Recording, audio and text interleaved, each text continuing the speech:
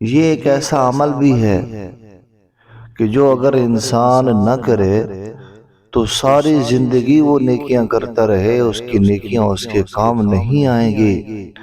حضرت عائشہ رضی اللہ تعالی عنہ فرماتی ہیں، میں نے کہا اے اللہ کے رسول، ابن جدعان یہ دور جاہلیت میں صلہ رحمی کیا کرتا تھا، مساکین کو کھانا کھلایا کرتا تھا، آیا یہ نیکیاں اس کے کام آئیں گی؟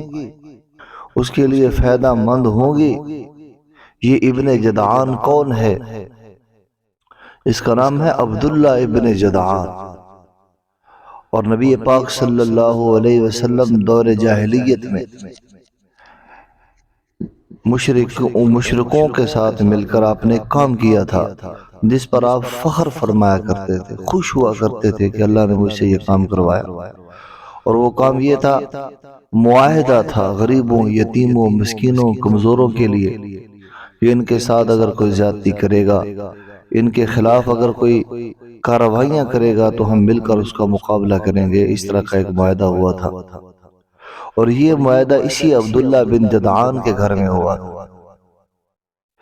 تو اسی عبداللہ بن جدعان کے بارے میں جب اما عائشہ رضی اللہ تعالی عنہ نے پوچھا کہ اس کی نیکیاں، اس کا صلہ رحمی کرنا اور مساکین کو کھانے کھلانا کیا اس کے کام آئے گا قیامت کے دن، تو اللہ کے نبی صلی اللہ علیہ وسلم نے فرمایا، لا یا عائشہ، نہیں عائشہ، انہو لم یقل یوما، اس نے ایک دن بھی یہ نہیں کہا رب اغفر لی خطیئتی الی یوم الدین، کہ اے میرے رب روز قیامت میرے گناہوں کو بخش دینا۔